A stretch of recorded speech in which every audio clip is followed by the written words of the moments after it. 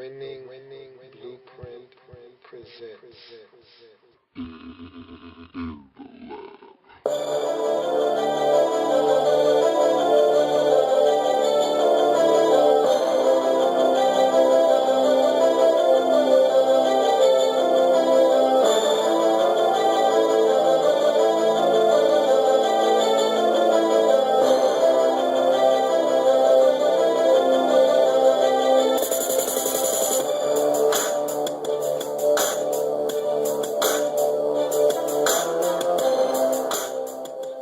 In the L.A.B.Room. So we meet again. Welcome to the program. I'm your host, Lou. Thank you for joining me. You are in the lab room. We meet again, but this feels strange. This feels different. It's Wednesday, yet I'm not talking to you about teams practicing or teams getting ready for a Thursday night tilt on Thursday Night Football. I'm not talking to you about a survivor pool or who you should pick, who will be the sole survivor of this week. I'm not doing any of that. Amazing enough, I'm not doing any of that. I'm just here to talk football with you, which seems strange. But it's not strange because I talk football with you all the time. But there's no sole survivor this week. Although we could do a sole survivor playoff postseason edition. No need. There's bigger fish to fry. Today we learned of the news that Ray Lewis informed his teammates that he's going to hang them up at the end of the season. He told his teammates, "This is my final ride. This is my last ride." So he wants to go out a winner. So that just adds the fuel to the fire for the Baltimore Ravens. And honestly, if you ask me, the end for Ray Lewis means the end for Ed Reed as well. I think Ed Reed and Ray Lewis are a package deal. One goes, so does the other. And so I think this is it for both of those guys. Ed Reed has been dealing with, injuries, nagging injuries over the last couple of years. We know about the neck issue he had 2 seasons ago. This is it for him too, I think. Won't be surprised if at the end of this season, he hangs it up. I honestly thought he was done at the end of last year. The look of dejection on his face as they lost that game to the Patriots, it said it all. I thought he was done. I thought he was heartbroken. I thought he was finished with football. But he came back. And I think he came back because Ray came back. Now that Ray is leaving, I think so will Ed Reed. And once those two leave, an era of Baltimore Ravens football will be ushered out as well. And they won't be the same Ravens anymore. No longer will they be the team that you fear. And look, they're not scaring anyone right now as it stands. But I tell you what, with Ray Lewis and Ed Reed on the field, you always feel like the Ravens have a shot. You can't count them out. You take those two off the field, though, and all of a sudden, this is an ordinary Baltimore Ravens football team. With no Hall of Famers. Just good, solid players. But they're no longer the scary, big, bad Baltimore Ravens. They're just the Baltimore Ravens. Aha! Aha! They're no longer the Baltimore Ravens. Ah! So, this could be the changing of the guards for the Ravens. We'll see.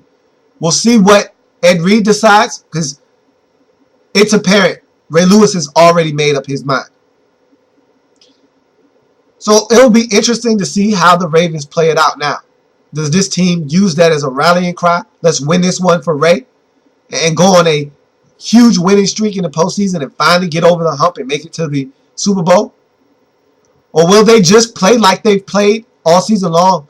A very unbalanced, uneven, up and down football team. Will they just be the team that's been sporadic of late? Good one day, bad the next. Losers of 3 out of their last 5. Will they be that team? Who knows? We'll see. We will see. But that's interesting. Ray Lewis is a first ballot Hall of Famer. No doubt about it. He is what you look for in a middle linebacker. He's been the quintessential face of a linebacker for the last decade and a half. And so his presence in the league will sorely be missed. But it's always bittersweet when guys like him hang it up, because you don't want to see guys like Ray Lewis hang on too long. Like that great boxer that you know is past his prime and really needs to hang it up, but won't stop fighting because he loves it so much or he just needs the money. But he's no longer the fighter that he once was. He's a shell of himself, and now he's losing to guys that he would have knocked out in the first round, or in Ray Lewis's case, tackle running backs that he would have stonewalled or ran down sideline to sideline earlier in his career are now running by him, running him over, running around him, running circles around him. He's not getting to that gap that he would have filled 5 years, 7 years earlier with controlled aggression. You don't want to see guys hang around too long. And I'm not saying that's what Ray Lewis has done, but you don't want it to get to that point either. You want to see guys go out on top. Even if they don't win it all, you want to see guys go out playing at a high level. You want to be able to say, hey, if he wanted to, he could have played for another 3-4 seasons. He probably had some left in the tank. And I feel that way about Ray Lewis right now. And you listen to some guys around the league and they'll tell you Ray Lewis, he can't do it at a high level anymore. I beg to differ. The man is still posting 150 tackle seasons. He's still picking off passes. He's still forcing fumbles. He's still a dominant force and a presence in the middle of that Baltimore Ravens defense. Now, he's not as good as he once was, but he hasn't fallen off that cliff, that proverbial cliff that you fall off of when you're a running back and you hit 30 and you've been a dominant back in this league. He hasn't hit that cliff. He hasn't hit that wall. And so, love to see him go out just the way he's going out now. He's been banged up over the last 2 seasons. And you know it's time when injuries like turf toes and injuries that would have healed in your prior years in a week or two are taking 8-9 weeks to heal. That's when you know it's time for you to go. And so I'm glad he made this decision.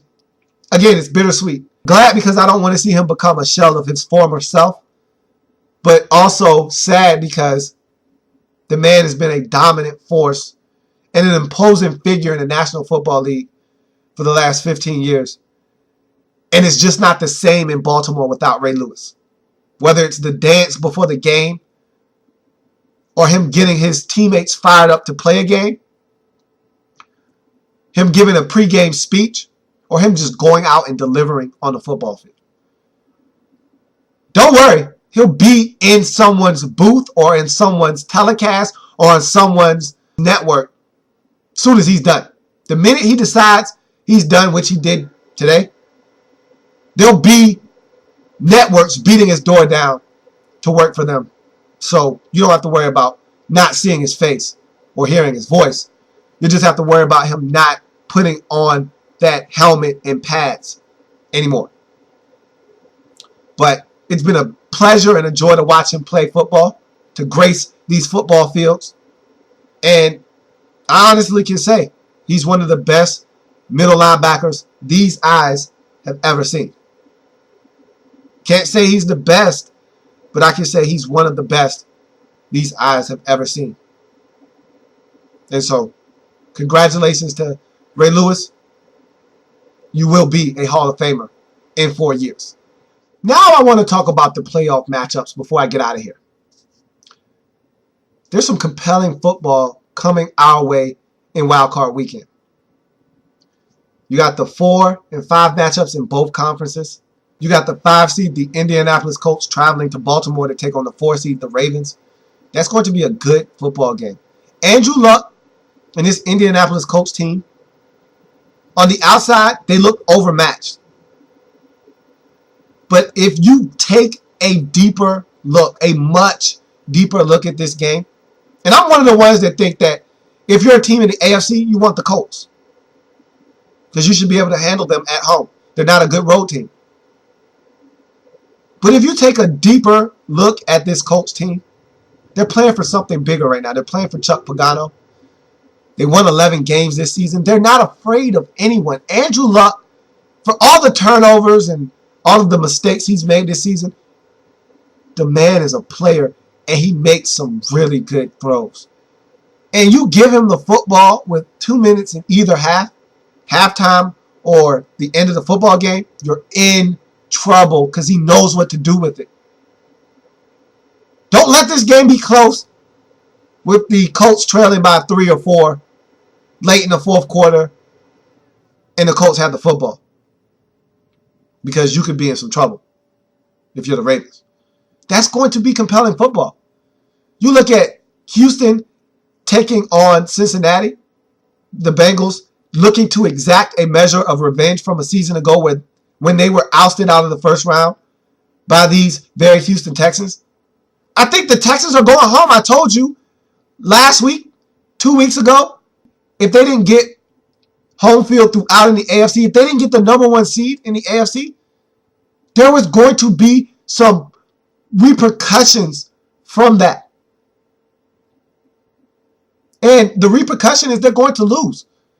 Their mental state, they're fragile right now. They don't know who they are. Everyone knows who they are, though. They're a team that has to run the football. They can't run the football. They can't win. Cincinnati can stop the run. Cincinnati can get after your quarterback. They led the league in sacks. This is a dangerous front seven. Not to mention, that back half, that secondary is playing really good football.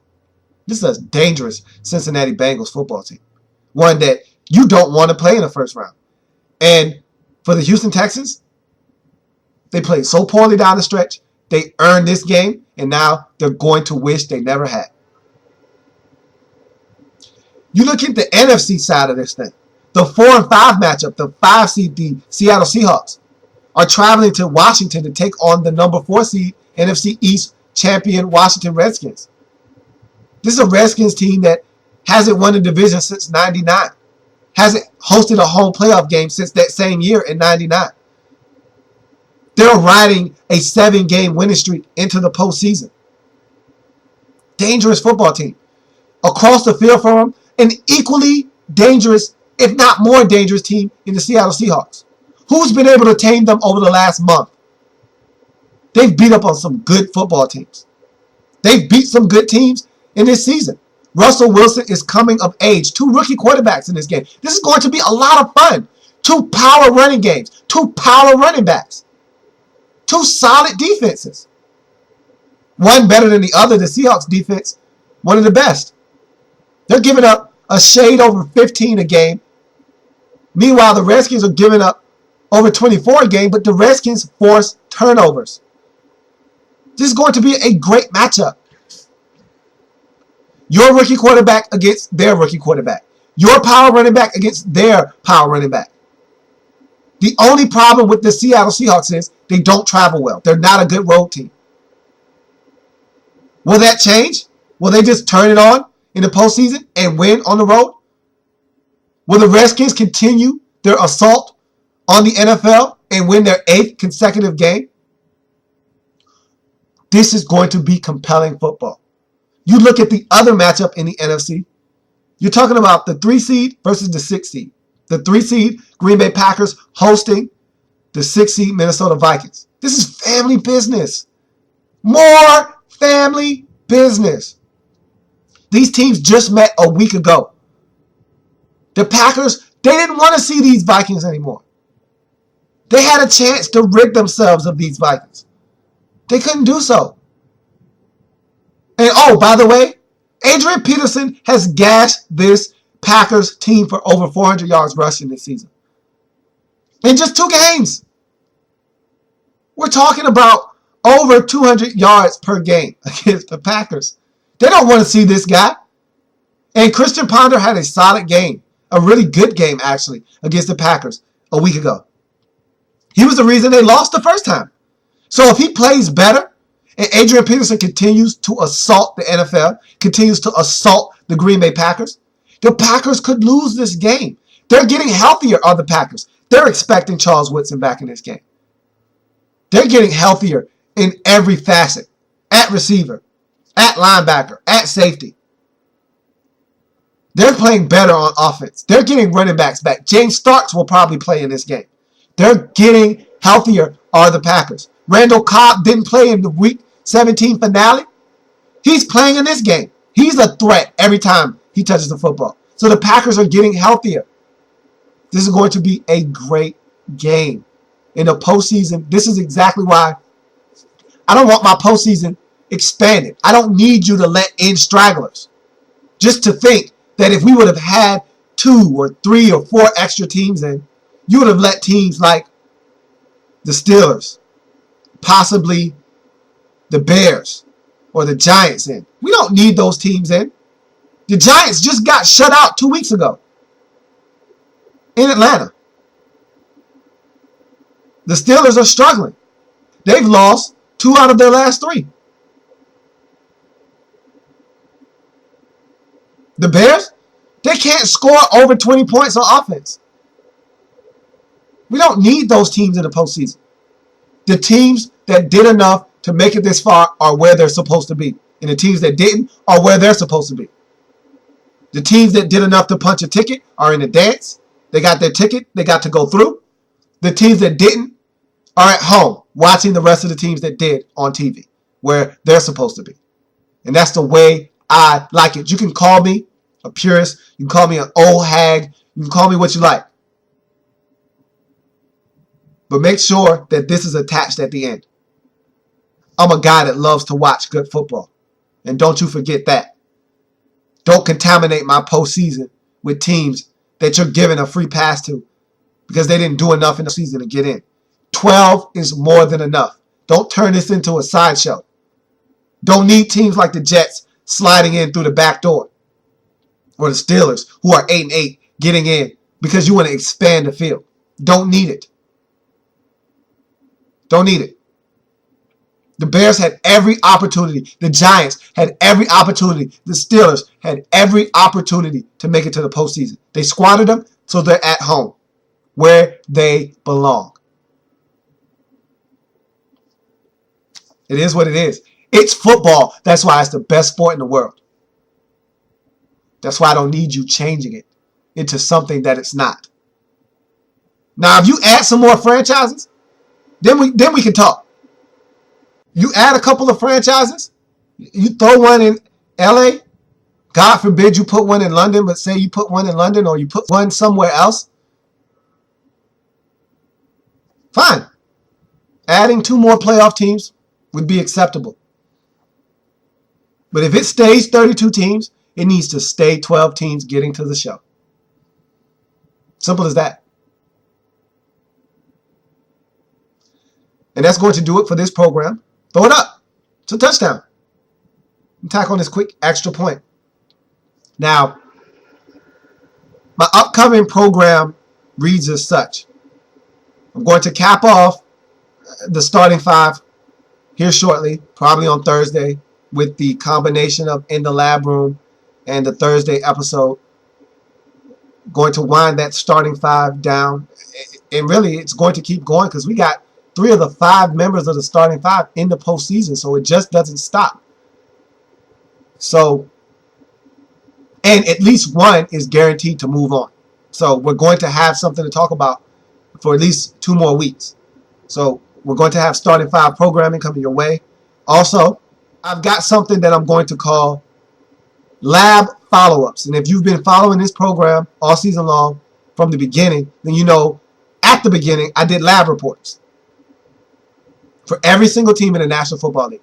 Well, I'm going to finish the season doing the same thing, except these are follow-ups. So we're going to start at the beginning, go through the team season, where they finished up, go into their off-season and see what they need to do moving forward to improve their football teams. So we'll do that for all 32 teams, but we'll start with the first 20 teams that didn't make the postseason. And we'll start in draft order. We're going to go in draft order when we do these lab follow-ups. And so I'll give you the top 10 teams in the draft. And it looks like this. Kansas City will be selecting first. So they'll be the first team up on my lab follow-ups. Jacksonville will be second. Oakland will be third. Philadelphia will be fourth. Detroit will be fifth. Cleveland will be sixth. Arizona will be seventh. Buffalo will be eighth.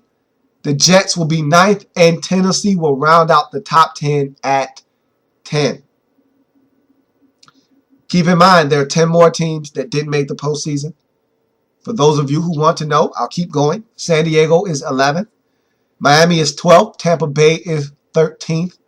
Carolina is 14th. New Orleans is 15th. St. Louis is 16th. Pittsburgh is 17th. Dallas is 18th. The Giants are 19th. And Chicago rounds out the 20 teams who did not make the postseason at 20. That is your draft order. So stay tuned for those lab follow-ups as well. Probably be starting those at the beginning of next week. So I thank you for tuning into the program. Many ways to view the show, many ways to contact the show. There's Facebook. In the Lab Room is the Facebook page. Like the page. Every video I've ever done is on the Facebook page. Check it out. There's Twitter. At In the Lab Room is the Twitter handle. Would love to hear from you. Follow me on Twitter. Would love to be tweeting back and forth with you. Love to converse with you and find out what it is you want to know and talk football with you. I love talking football. That's what I do. Also, there's the inbox, in the labroom at gmail.com. Drop something in the inbox. I'll respond. I do it all the time. And finally, last but not least, there's YouTube. That's probably the most easy and efficient way to contact the show. Louis T is the page. Subscribe to it. You'll have access to every single video I upload immediately as it is uploaded. You'll know. So there you have it. Thank you for joining me on this program on Wednesday. Ray Lewis is retiring. No coaches have been hired. No other coaches have been fired. So there's no news on that front. We'll come back tomorrow, see what we have going on. Until then, I thank you for joining me in the lab room and hope to see you same time, same place. And as always, have a good one. Take care. See you tomorrow.